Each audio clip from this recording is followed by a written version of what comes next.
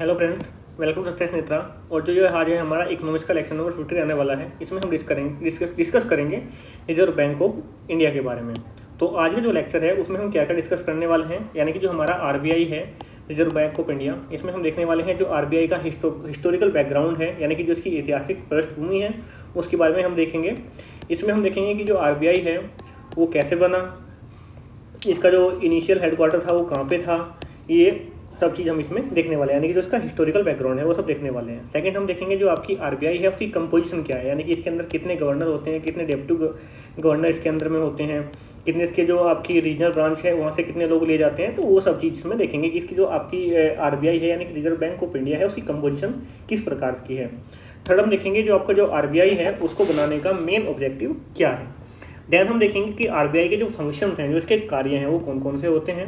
And at last हम discuss करेंगे जो आपका आरबीआई है उसके चैलेंजेस क्या क्या होने वाले हैं। तो जो आपका जो लेक्चर है ये मेनली आपका हेल्पफुल रहने वाला है। अगर कोई भी आप वनडे एग्जाम आप दे रहे हैं, वनडे एग्जाम मीन टू से आप जैसे आपका एसएससी आपका हो गया, आपका कोई आपका स्टेट का कोई एग्जाम है उसके अंदर आप अगर आप यूपीएससी की बात करें, यूपीएससी के अंदर आपका प्री हो गया, फिर आपका स्टेट पीसीएस का कोई प्रीलिम का एग्जाम हो गया, या फिर आप बात कर सकते हैं स्टेट के अंदर बहुत सारे एग्जाम होते हैं। जैसे आपका यूपी की बात करें हम, आपका यूपी आरओ हो गया, आपका एआरओ हो गया आपका, तो ये जो बहुत सारे एग्जाम होते हैं तो जो आपके मेनली वन डे एग्जाम है तो उसके पॉइंट ऑफ व्यू से आपका लेक्चर रहने वाला है।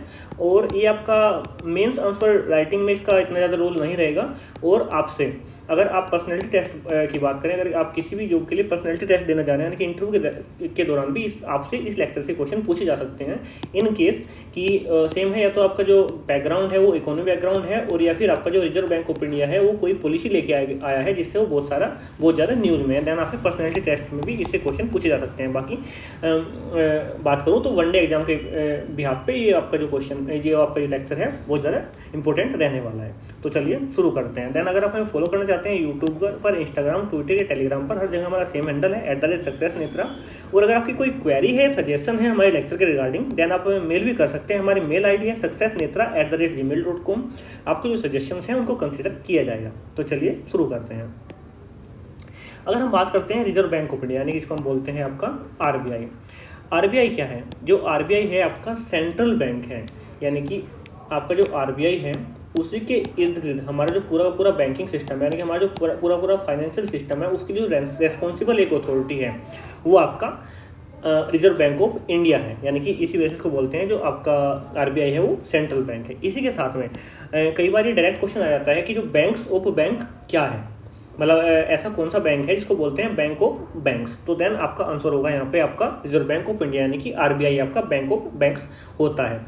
अगर हम बात करते हैं रिजर्व बैंक ऑफ इंडिया की, जो ये इस्टेब्लिश किया गया था, इसको जो गठित किया गया था वो आपको अप्रैल 1, 1935 को, यानी कि 1 अप्रैल 1935 को इसका इस्टेब्लिशमेंट किया गया था। और इसको इस्टेब्लिश करने के लिए जो एक्ट पारित हुआ था वो आपका हुआ था आरबीआई एक्ट, यानी कि reserve bank of India act 1934। जो एक्ट आया था वो आया था आपका 1934 के अंदर में। और इसके साथ में इसको जो इसका इस्टेब्लिशमेंट किया गया था वो किया गया था आपका 1935 1 अप्रैल को। अगर हम बात करते हैं स्टार्टिंग में, तो जो स्टार्टिंग के अंदर जो आपका आरबीआई है, रिजर्व बैंक ऑफ इंडिया है, ये आपका इस्टेब्लिश किया गया था कलकत्ता के अंदर। लेकिन इसके बाद में 1937 में इसको मूव कर दिया गया था मुंबई के अंदर में। अगर आपसे पूछे कि आपका जो आरबीआई है, रिजर्व बैंक ऑफ इंडिया है, वो इनिशियली में कहाँ पे आपका इस्टेब्लिश किया गया था, देन आपका आंसर हुआ कलकत्ता।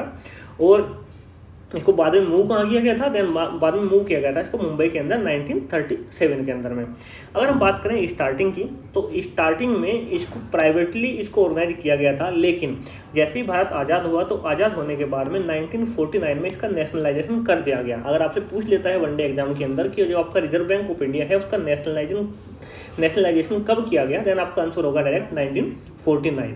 और 1949 के बाद में जब से इसका नेशनलाइजेशन हुआ, यानी कि जब से इसका राष्ट्रीयकरण हुआ, तो ये कंप्लीटली आपका गवर्नमेंट ऑफ इंडिया इसको ओन करती है।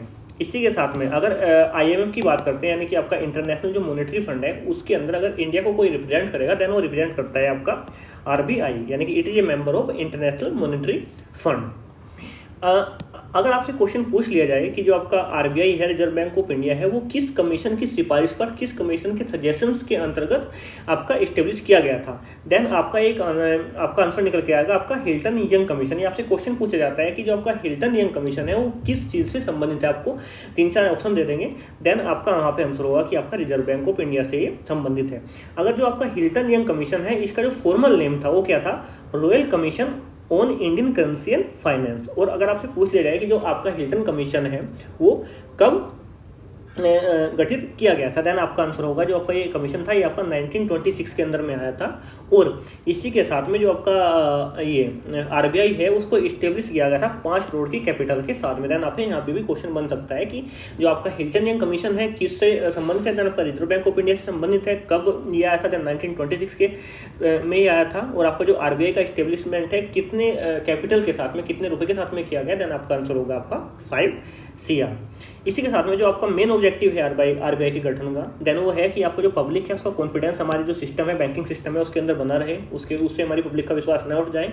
और जो भी हमारे डिपॉजिटर है, यानी कि जो हमारे आम पब्लिक है जो बैंक के अंदर अपने पैसे को सेफ रखते हैं, तो उनकी जो इंटरेस्ट है, आम पब्लिक के जो डिपॉजिटर है उनके जो इंटरेस्ट है, उनके जो हित है, उनकी भी रक्षा की जाए। यानी कि मेन पब्लिक का कॉन्फिडेंस हमारा बैंकिंग सिस्टम के अंदर में, फाइनेंशियल सिस्टम के अंदर में बना रहे, और हमारे जो डिपॉजिटर है उनके जो हित है उनकी भी हम रक्षा कर सकें। तो इसका मेन ऑब्जेक्टिव रहता है आपका आरबीआई का। होपफुली आपको ये क्लियर हो गया, और यहाँ से आपके जो क्वेश्चन है वनडे एग्जाम के अंदर में बहुत ज़्यादा हाई चांसेज है कि यहाँ से आपसे क्वेश्चन बने। सेम यहाँ पे आपके लिए हिंदी में भी टाइप हो गया है। अब बात कर लेते हैं हम कंपोजिशन। अगर हम आरबीआई की कंपोजिशन, यानी कि जो आरबीआई है उसका जो संगठन है वो किस प्रकार का है, तो जो आपका आरबीआई है इसको कंट्रोल किया जाता है सेंट्रल बोर्ड ऑफ डायरेक्टर के द्वारा, इसको कंट्रोल किया जाता है। और जो सेंट्रल बोर्ड ऑफ डायरेक्टर है ये अपॉइंट किए जाते हैं 4 साल की टर्म के लिए, यानी कि इनका जो टर्म होता है वो 4 ईयर रहता है। वो इनको जो अपॉइंट है ये सेंट्रल बोर्ड ऑफ जो डायरेक्टर्स है, सेंट्रल बोर्ड ऑफ डायरेक्टर्स, जो डायरेक्टर का जो बोर्ड है उसको जो आपको अपॉइंट करेगा 4 साल के लिए, वो आपको अपॉइंट करता है गवर्नमेंट ऑफ इंडिया।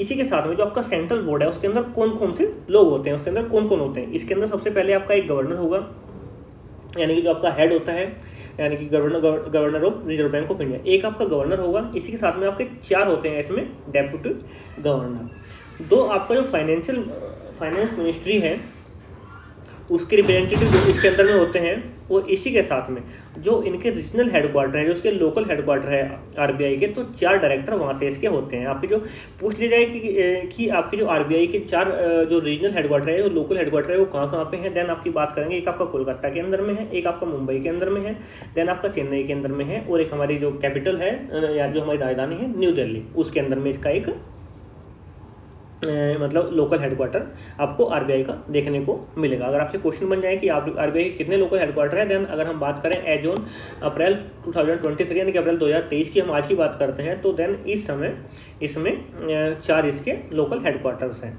इसी के साथ में अगर किसी भी इंसान को आरबीआई का गवर्नर बनना है तो उसके लिए जो मिनिमम क्वालिफिकेशन है, he must be A graduate, यानी कि उसको एक ग्रेजुएशन की डिग्री उसके पास में होनी चाहिए किसी भी रिकॉग्नाइज्ड यूनिवर्सिटी से, जिसको मतलब गवर्नमेंट ऑफ इंडिया रिकॉग्नाइज करता है उस यूनिवर्सिटी को, तो वहाँ से ग्रेजुएट होना चाहिए। उसकी मिनिमम एज है वो 35 ईयर्स होना चाहिए। यहाँ से भी आपका क्वेश्चन बन जाता है कि जो आपके आरबीआई के गवर्नर है उसके लिए मिनिमम एज क्राइटेरिया क्या है, देन आपका मिनिमम 35 ईयर का उसका एज उसकी होनी चाहिए। और वो मेंबर ऑफ पार्लियामेंट, यानी कि संसद, जो हमारे यहाँ बात करते हैं लोकसभा या राज्यसभा की, वो नहीं होना चाहिए, मेंबर ऑफ पार्लियामेंट नहीं होना चाहिए। और इसके साथ में स्टेट लेजिस्लेचर, यानी कि लेजिस्लेटिव काउंसिल या फिर आपका लेजिस्लेटिव असेंबली, विधानसभा या विधान परिषद, इसका भी वो मेंबर नहीं होना चाहिए अगर उसको गवर्नर बनना है।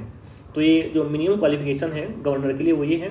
अगर एक बहुत ज़्यादा मतलब फेमस क्वेश्चन है, कई बार एग्जाम में पूछा जाता है, अगर आप 10 एग्जाम देंगे 10 में से आपको 2 एग्जाम के अंदर ये क्वेश्चन मिल ही जाएगा, वो है कि आपका जो आरबीआई है उसके फर्स्ट गवर्नर कौन थे, देन आपका होगा सर ओ स्मिथ, यानी कि सर ओसबोर्न स्मिथ जो थे इसके फर्स्ट गवर्नर थे। इसी के साथ में अगर पूछ लिया जाए, ये तो थे इसके फर्स्ट गवर्नर, अगर आपसे पूछ लिया जाता है, क्वेश्चन को ध्यान से अटैम्प्ट कीजिएगा जब आप अटैम्प्ट करें, अगर पूछ लिया जाए कि पहले जो भारतीय गवर्नर थे वो कौन थे, देन जो आपके पहले भारतीय गवर्नर थे वो थे आपके CD देशमुख। इसी के साथ में ये क्वेश्चन हालांकि इतना ज़्यादा नहीं पूछा जाता है, लेकिन आपको पता होना चाहिए, जो आपकी फर्स्ट वुमेन डेप्यूटी गवर्नर थी आपका आरबीआई का, वो थी आपकी केजे उदैसी।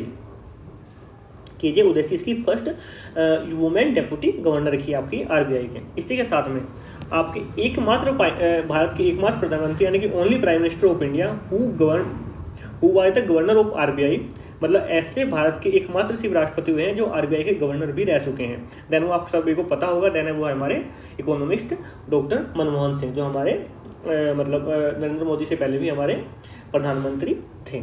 इसी के साथ में अगर हम बात करते हैं आज के समय में जो आरबीआई के गवर्नर है वो कौन है, आज से मतलब है आपका अप्रैल 2023 जब ये लेक्चर मैं रिकॉर्ड कर रहा हूँ। देन आपके जो आरबीआई के गवर्नर है वो है शक्तिकांता दास। देन आप जब भी इस लेक्चर को देख रहे हैं देन या फिर आप एग्जाम देने जा रहे हैं, देन उसी के अकॉर्डिंग आप इसको अपडेट कर लीजिएगा कि उस समय जो आपके आरबीआई के गवर्नर कौन कौन से हैं। इसी के साथ में आपके जो आरबीआई के ऑफिस की बात करें तो 4 इसके जोनल ऑफिस हैं, 19 इसके रीजनल ऑफिस हैं और 11 इसके सब ऑफिस हैं। देन वो भी मैं अभी करंट सिनेरियो यानी कि अप्रैल 2023 के अंदर जब मैं लेक्चर रिकॉर्ड कर रहा हूँ, देन तब की सिचुएशन है। अगर आप लेटर इस लेक्चर को देख रहे हैं तो देन एक बार इसको आप अपडेट कर लीजिएगा कि उस समय भी जो स्टेटिक्स हैं वो यही हैं या फिर ये चेंज हो गए हैं। इसी के साथ में जो आपके आरबीआई हैं, आरबीआई के जो ऑफिसर होते हैं यानी कि रिजर्व बैंक ऑफ इंडिया के जो ऑफिसर्स होते हैं उनके लिए जो ट्रेनिंग कॉलेज हैं वो 2 ट्रेनिंग कॉलेज हैं आपका। पहला आपका चेन्नई के अंदर में देखने को मिलेगा, इसको बोलते हैं railway bank staff college, reserve bank staff college. इसी के साथ में जो आपका दूसरा है आपको पुणे के अंदर देखने को मिलेगा, पुणे के अंदर है आपका college of agriculture banking.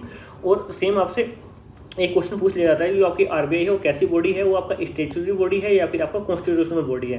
Then आपका आंसर होगा कि जो आपकी आरबीआई है वो एक स्टैट्यूटरी बॉडी है यानी कि सांविधिक संस्था है ये, मतलब संवैधानिक संस्था नहीं है ये, ठीक है, कॉन्स्टिट्यूशनल बॉडी ये नहीं है।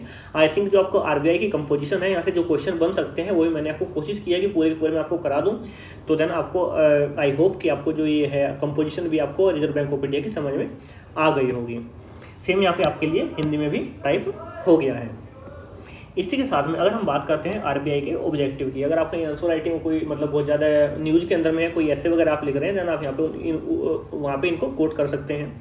सबसे पहला जो काम है जो आपकी जो इकोनॉमी है, इकोनॉमी के अंदर जो फाइनेंशियल स्टेबिलिटी है वो हमको मेंटेन रखना है। यानी कि ऐसा ना हो कि जो हमारी इकोनॉमी है वो डिप्रेशन के अंदर में बहुत ज़्यादा चली जाए, हमारा जो पैसा है वो बहुत ज़्यादा मतलब डेप्रिशिएट हो जाए, तो वो सब चीज़ें नहीं होनी चाहिए। तो उनको जो फाइनेंशियल स्टेबिलिटी है इकोनॉमी के अंदर में, जैसे 4 ± 2 के अंदर में इसका रहता है कि जो आपका इन्फ्लेशन वगैरह है, मतलब 4 ± 2 यानी कि 2 से 6 के बीच में हमारा जो इन्फ्लेशन टारगेटिंग रहता है वो इतना रहता है कि हमको जो इन्फ्लेशन है वो हमेशा 2 से 6 मतलब 2% मिनिमम और 6% मैक्सिमम, इतना हमको मैनेज करके रखना होता है। इससे ज़्यादा अगर होगा देन दिक्कत की चीज़ें हैं। तो हमको जो फाइनेंशियल स्टेबिलिटी है अपनी इकोनॉमी के अंदर बना के रखना, ये हमारा आरबीआई का काम होता है। इसी के साथ में जो इंडिया की जो करेंसी है और आपका जो क्रेडिट सिस्टम है उसको भी एक तरीके से पूरा मैनेज करना, किसको लोन देना है किसको नहीं देना है, जो हमारे नॉन परफॉर्मिंग एसेट्स हैं वो कम हो, तो वो सब भी आपका आरबीआई के ऑब्जेक्टिव के अंदर में आपका आ जाता है। इसी के साथ में सेम आपको हो जाता है कि आपका जो मॉनेटरी स्टेबिलिटी है वो आपको जो अपनी कंट्री के अंदर में प्रिजर्व करके रखनी है। इसी के साथ में जो आपका आरबीआई है वो सेंट्रल बैंकिंग फंक्शन करता है इसी जिसके कारण इसको बोलता है आपका बैंक ऑफ बैंक्स को बोलते हैं बैंक ऑफ गवर्नमेंट। यानी कि अगर किसी भी गवर्नमेंट की, चाहे हम बात करें स्टेट गवर्नमेंट की या फिर आपकी सेंट्रल गवर्नमेंट की, तो उसको जो पैसे की रिक्वायरमेंट होती है देन वो सीधे जाते हैं आपके आरबीआई के पास में। तो सेंट्रल बैंकिंग तरह फंक्शन करता है। इसी के साथ में ये आपके जो नोट्स हैं, जो आपके जो रुपए होते हैं उनको भी ये इशू करता है, जो नोट प्रिंट करता है वो कौन करता है, आपका आरबीआई करते हैं। लेकिन इसके अंदर में जो ये है 1 रुपये का नोट है, ये आपका क्वेश्चन एक तरह से आप इसको स्टार लगा लीजिए, तो काफ़ी इंपॉर्टेंट क्वेश्चन है, कई बार पूछ लिया जाता है कि जो आपका 1 रुपये का नोट है वो आपको कौन जारी करता है। तो उसमें आपको ऑप्शन देगा, पहला आपका ऑप्शन होगा आपका आरबीआई, सेकंड आपका ऑप्शन होगा एसबीआई, थर्ड आपका ऑप्शन हो जाएगा आपका रीजनल रूरल बैंक, फोर्थ आपका ऑप्शन हो जाएगा गवर्नमेंट ऑफ इंडिया, फिर आपका हो जाएगा नॉन ऑफ द अबोव। तो आपका जो 1 रुपये का नोट है वो आपका जारी नहीं करता है आपका रिजर्व बैंक ऑफ इंडिया। तो कमेंट सेक्शन में बताइएगा कि आपका जो 1 रुपये का नोट है उसको कौन जारी करता है। तो ये क्वेश्चन बहुत ज़्यादा इंपॉर्टेंट रहता है। इसी के साथ में हमारी कंट्री की जो इकोनॉमिक ग्रोथ है उसको भी प्रमोट करना इसका मेन एक लक्ष्य है।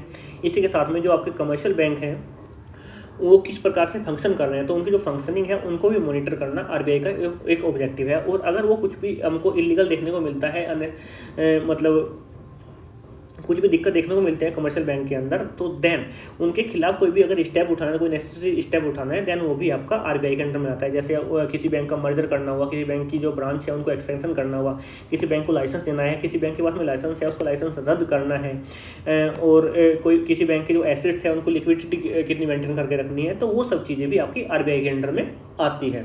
आई थिंक आपको जो आरबीआई है उसके ऑब्जेक्टिव भी क्लियर हो गए होंगे। अगर आपसे कोई पूछता है देन आप अगर इतना बता देंगे तो वो मोर देन सफिशिएंट आपका होगा। सेम यहाँ पे आपके लिए हिंदी में भी टाइप हो गया है।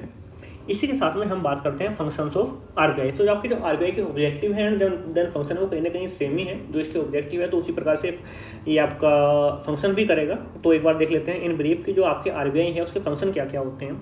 ये आपकी जो मॉनेटरी अथॉरिटी है, आपकी जो मॉनेटरी अथॉरिटी है उसकी तरह ये काम करता है, यानी कि implementation and monitoring of monetary policy by ensuring price stability, यानी कि जो इंडिया की जो मॉनेटरी पॉलिसी है उसको इसको स्टेबल रखना है। आपकी जो प्राइस है किसी भी वस्तु की, जो कमोडिटी है उसकी प्राइस ज़्यादा हाई ना हो जाए, ज़्यादा लो ना हो जाए, यानी कि जो इन्फ्लेशन है वो ज़्यादा ना बढ़ जाए, तो वो भी इसको मेंटेन करके रखना है। यानी कि इंडिया की जो भी मतलब गवर्नमेंट मॉनेटरी पॉलिसी बनाती है तो उसको एक अच्छे वे में उसमें जो भी नीतियाँ हैं उनको कैसे इंप्लीमेंट किया जाए, और जो इंप्लीमेंट की गई है उसको मॉनिटर किया जाए कि वो अच्छी प्रकार से काम कर भी है नहीं रही है या नहीं कर रही है। तो एक मॉनेटरी अथॉरिटी तरह से काम करता है। इसी के साथ में जो हमारे जो फाइनेंशियल सिस्टम है उसको जो रेगुलेटर है या सुपरवाइजर है उसकी तरह भी एक जो आपका रिजर्व बैंक ऑफ इंडिया है उसको देखा जाता है। यानी कि यहाँ पे इसका काम क्या हो जाता है, सेम है आपका जो कॉस्ट इफेक्टिव जो बैंकिंग है वो लोगों को प्रोवाइड कराना। इसी के साथ में जो पब्लिक कॉन्फिडेंस है वो बना के रहे हमारी जो बैंकिंग सिस्टम है उसके अंदर में, और जो हमारे डिपॉजिटर है उनके जो इंटरेस्ट है उनको सेफगार्ड करना। तो ये सब चीज़ इसके अंदर में आ जाती है। आपका रेगुलेटर करना या सुपरवाइजर जो भी फाइनेंशियल इंक्लूजन है उसके अंदर में आ जाती है। इसी के साथ में हमारी कंट्री के अंदर जो फॉरेन एक्सचेंज है उनको भी उसके भी मैनेजर की तरह को देखा जाता है।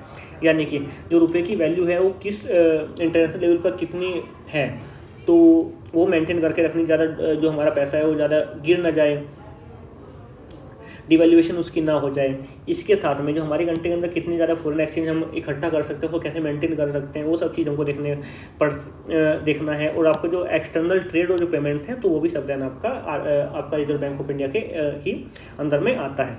इसी के साथ में आपका अगर कोई भी करेंसी है एक्सक्लूडिंग वही 1 रुपये का नोट है उसको हम छोड़ देते हैं, उसको इशू करना है, उसको एक्सचेंज करना है, या कोई भी करेंसी है वो अभी पर्सनल में नहीं है उसको डिस्ट्रॉय करना है, देन ये भी आपका आरबीआई के फंक्शन के अंदर में आता है। इसी के साथ में लेंडर ऑफ लास्ट रिजोर्ट, यानी कि जब हमारे जो कमर्शियल बैंक हैं उनके पास में कोई भी ऑप्शन नहीं रहता तो देन वो जाते हैं आरबीआई के पास में। अगर मतलब कोई भी बैंक है जो फाइनेंशियल क्राइसिस से जूझ रहा है तो देन आरबीआई उसको मतलब पैसा लेंड करने के लिए वहाँ पे आ जाता है। तो आपकी कमर्शियल बैंक की हेल्प उस समय में करता है जब वो कोई बैंक फाइनेंशियल क्राइसिस के दौर से गुजर रहता है, उसको फंडिंग प्रोवाइड करा के। इसी के साथ में अगर गवर्नमेंट को किसी फाइनेंशियल मैटर पे एडवाइज की रिक्वायरमेंट पड़ती है, देन गवर्नमेंट के एडवाइजर की तरफ भी ये काम करता है। उसके साथ में जो मार्केट के अंदर जो ट्रेजरी बिल्स है उनको सेल्स करना, लिक्विडिटी मेंटेन करके रखना, वो भी सब आपका आरबीआई के फंक्शन के अंदर में आता है। इसी के साथ में आपकी जो लोकल अथॉरिटी है, स्टेट है या फिर आपका सेंट्रल गवर्नमेंट है उनको लोन वगैरह प्रोवाइड कराना, देन भी आपका आरबीआई के अंदर में आ जाता है।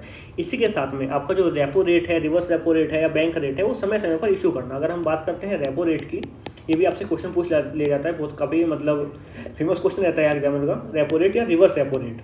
इसके अंदर में अगर हम बात करते हैं रेपो रेट वो होता है जिसके अंदर में जो आपका आरबीआई है वो पैसा उधार देता है आपके कमर्शियल बैंक को। जब आपका जो आरबीआई है वो पैसा देगा कमर्शियल बैंक को, आपका आएगा रेपो रेट के अंदर में। और इसके साथ में जब आपके जो कमर्शियल बैंक है वो पैसा देते हैं आपके आरबीआई को तो वो आपका जाता है रिवर्स रेपो रेट के अंदर में। तो ये भी पूछ लिया जाता है आपसे कई बार एग्जाम के अंदर। मतलब मैंने भी कभी एग्जाम दिए हैं तो देन एक क्वेश्चन कई बार मुझे भी देखने मिला है कि रेपो रेट क्या होता है, रिवर्स रेपो रेट क्या होता है, और इनकी जो रेट्स हैं मतलब कितना 4.5%, 4.75% ये कितना रहता है, तो वो भी समय समय पर पूछा जाता है। तो जब भी आप एग्जाम देने जाएँ देन आपकी जो स्टेटिक्स है कि रेपो रेट अभी के समय में कितना है, रिवर्स रेपो रेट अभी के समय में कितना है, बैंक रेट कितना है, तो एक बार देख के जरूर जाए। हाई चांसेस है आपसे कि ये क्वेश्चन पूछ लीजिए। अभी आपका जो एक एग्जाम हुआ था आपका agriculture assistant ICAR, Indian council for agriculture research है, वहाँ पे इन तीनों से आपके डायरेक्ट क्वेश्चन यहाँ पे आए थे और बहुत सारे लोगों ने वो क्वेश्चन गलत किए थे। इसी के साथ में आपके जो मार्केट ऑपरेशन है उनको भी रेगुलेट करता है, और जो बैंक है उनको बैंक को अपने कितना जो उनका कैश रिजर्व रेशियो को मेंटेन करके रखना है, तो वो भी समय समय पर जो एडवाइजरी है वो इशू करता है आपका आरबीआई। यानी कि ऐसा नहीं है कोई कमर्शियल बैंक है उसके पास में मान चले कि 1000 रुपये है, ऐसा ना हो कि वो 1000 में से 990 रुपये आपका वो लोन के ऊपर दे दें। यानी कि एक प्रॉपर रेशियो के अंदर में उसको अपने पास में जो लिक्विडिटी है मेंटेन करके रखनी पड़ेगी। यानी कि अगर जो डिपॉजिटर है वो पैसा मांगने आए दैन उनको वो दे सके, ऐसा ना हो कि इतना पैसा उसके पास में डिपॉजिट के रूप में आ रहा है वो सारा का सारा उधार दे दे। यानी कि बैंकों के अंदर जो कैश रिजर्व रेशियो है वो भी मेंटेन रहे, तो ये भी आपको सुपरवाइज करना, ये भी आपको देखना आरबीआई के फंक्शन के अंदर में आता है। तो आई थिंक मैंने I have try my best कि आपको जो फंक्शंस है आरबीआई के वो समझ में आ गए होंगे। देन अगर आपको कोई दिक्कत है you can mail me, I will happy to help you. Same यहाँ पे आपके लिए हिंदी के अंदर में टाइप हो गया है। इसी के साथ में अगर हम बात करते हैं कि जो आपका रिजर्व बैंक ऑफ इंडिया है उसको क्या क्या चैलेंजेस देखने को मिलता है। सेम है जो मतलब इसके जो ऑब्जेक्टिव है या फंक्शन है, अगर वो नहीं कर पाएगा तो देन वो चैलेंजेस के अंदर हम डाल सकते हैं। एक आपका रहता है हाई नॉन परफॉर्मिंग एसेट्स यानी कि एनपीए की हम बात करते हैं। मान के लिए कोई ए बंदा है, कोई बी बंदा है, कोई सी बंदा है। इन 3 बंदों ने क्या किया कि जो आपका एसबीआई है, ठीक है, इसने पीएनबी, इसने आपका मान के चलिए आपका कोई और बैंक हो गया, केनरा बैंक हो गया, इन्होंने इनसे पैसा ले लिया, इन्होंने इससे लोन लिया और जो ये लोन है इनकी रिटर्न वो नहीं कर पा रहे हैं, नहीं कर रहे हैं किसी प्रकार से। तो जो ये पैसा जो लोन पे दिया था और बैंक को वापस नहीं आ रहा है, इनको जो ईएमआई है वो वापस नहीं आ रही है, देन वो वापस चला जाता है नॉन परफॉर्मिंग एसेट्स के अंदर में। तो यानी कि एक तरह से ये जो बैंकिंग सेक्टर होता है उसके लॉस के रूप में काउंट होता है। यानी कि जो बैंक ने पैसा दिया है और जो पैसा उसको वापस नहीं मिला है विद इंटरेस्ट या विदाउट इंटरेस्ट, तो उसको हम बोलते हैं नॉन परफॉर्मिंग एसेट्स। तो आज के समय में आप देख रहे हो कि बहुत सारे ऐसे आपको बैंकिंग के फील्ड में एग्जाम्पल मिल जाएंगे जो मतलब बड़ा बड़ा अमाउंट है जो आपका एनपीए के अंदर में कैटेगराइज किया जाता है। तो आपके जो एनपीए की जो बढ़ रहे हैं उससे भी हमारा जो फाइनेंशियल सिस्टम है वो कहीं ना कहीं हर्ट हो रहा है, तो आपका इनकी हाइक हो रहा है। इसी के साथ में जो आपका इन्फ्लेशन है, जैसे अभी आपका कोविड-19 की बात करें या फिर आपका रशिया यूक्रेन वार की बात करें, तो उससे भी जो आपके जो हर एक कंट्री के अंदर में आपको जो चीज़ों के दाम बढ़ते हुए दिखाई दे रहे हैं, तो आप इन्फ्लेशन को कैसे टारगेट करना है ये हमेशा आरबीआई के सामने एक चैलेंज रहता है। इसी के साथ में आपको जो डिपॉजिटर्स हैं उनकी जो सेविंग हैबिट्स हैं उसको मेंटेन करके रखना है। यानी कि ऐसे ना हो कि पता लगे कि जो पब्लिक है वो बैंक के अंदर में पैसा रख ही नहीं रही है। क्यों नहीं रख रही है कि वहाँ पे उसको जो इंटरेस्ट रेट है काफ़ी कम मिल रहे हैं, तो वो भी मेंटेन करके रखना कि जो पब्लिक है वो पैसा बैंक के अंदर में आए और बैंक के अंदर में पैसा सेव करे। तो वो भी इसके साथ में एक चैलेंज रहता है। इसके साथ में आपका जो आप देखते होंगे कि जो इंडिया है, इंडिया का जो फाइनेंशियल डेफिसिट है वो बहुत ज़्यादा रहता है। कि हम क्या फाइनेंशियल डेफिसिट क्या होते हैं, जो हमारा इम्पोर्ट और जो हमारा एक्सपोर्ट होता है। जिस केस में हमारे जो इम्पोर्ट होते हैं वो ग्रेटर देन होते हैं हमारे एक्सपोर्ट से, तो उस केस को हम बोलते हैं कि हम खरीद तो ज़्यादा रहे हैं, बाहर के देशों से हम चीज़ें खरीद ज़्यादा रहे हैं, उनको हम क्या कर रहे हैं, बेच कम रहे हैं। तो उस केस में क्या होता है, हमारे जो हमारा जो क्या है कि फाइनेंशियल डेफिसिट उसको बोलते हैं। हम चीज़ खरीद ज़्यादा रहे हैं और बेच कम रहे हैं, तो उनका जो अंतर होता है उसको बोलते हैं फाइनेंशियल डेफिसिट। और जब भी फाइनेंशियल डेफिसिट जितना ज़्यादा होगा उतने हमारा जो पैसा है वो डिवैल्यूशन उसकी होगी, हमारा पैसा उतना ही नीचे जाएगा। तो ये फाइनेंशियल डेफिसिट को भी ध्यान में रखते हुए उसको भी मतलब कम करना है, गवर्नमेंट के साथ में उनको एडवाइज करना समय समय पर, जिससे कि हमारे जो रुपये की स्टेबिलिटी वो बनी रहे। बहुत ज़्यादा मतलब अगर मार्केट के अंदर में लिक्विडिटी हो रही है तो मार्केट से मतलब उसको लिक्विडिटी को कम करना है, अगर लिक्विडिटी कम है तो उसको मेंटेन करके रखना है। यानी कि स्टेबिलिटी ऑफ रुपये भी हमेशा आपका जो आरबीआई के सामने एक चैलेंज रहता है। एंड सेम आपका मेंटेन लिक्विडिटी, यानी कि लोग ऐसा ना हो कि लोगों के पास में एक तो बहुत ज़्यादा पैसा आ गया है यानी कि इन्फ्लेशन आपका बहुत ज़्यादा हाई हो जाए, और ऐसा ना हो कि लोगों के हाथ में बहुत ज़्यादा कम पैसा है ताकि वो चीज़ें खरीद ही नहीं पा रहे हैं, तो ऐसी स्थिति भी ना हो। यानी कि हमारी जो मार्केट है उसके अंदर में आपकी जो लिक्विडिटी है और तरलता, लिक्विडिटी मीन से आपको समझना चाहिए कि लिक्विडिटी क्या होती है। यानी कि जो हमारे पास में हार्ड कैश होता है, या हार्ड कैश यानी कि फिर हमारे जो पास में बैंक के अंदर हमारा जो कैश होता है उसको हम बोलते हैं लिक्विडिटी। यानी कि जो हमारे कुछ एसेट्स हैं, जैसे हमारे पास में कोई प्रॉपर्टी है तो हमारा लिक्विडिटी के टर्म में नहीं आएगा, यानी हमारे पास में कुछ स्टॉक्स हैं वो लिक्विडिटी के टर्म में नहीं आएगा, लेकिन हमारे पास में हार्ड कैश है उसको हम कभी भी यूज कर सकते हैं, तो उसको हम बोलते हैं लिक्विडिटी। तो ये कुछ आरबीआई के सामने चैलेंजेस रहते हैं। सेम यहाँ पे नीचे हिंदी में भी आपके लिए टाइप कर दिया है। तो देन आज के लिए इतना ही, and thanks for watching. If like the video keep supporting और and give your feedbacks in comment box please. और अगर आपको इस लेक्चर की पीडीएफ चाहिए देना हमें टेलीग्राम चैनल से ले सकते हैं। हमारा जो टेलीग्राम चैनल है वो है @सक्सेसनेत्रा। इसी के साथ में इस लेक्चर की जो पीडीएफ है उसका लिंक भी आपको डिस्क्रिप्शन बॉक्स में मिल जाएगा ड्राइव पर, वहाँ से भी जाके आप इस लेक्चर की पीडीएफ डाउनलोड कर सकते हैं। तो आज के लिए इतना ही, मिलते हैं नेक्स्ट वीडियो में बहुत जल्द।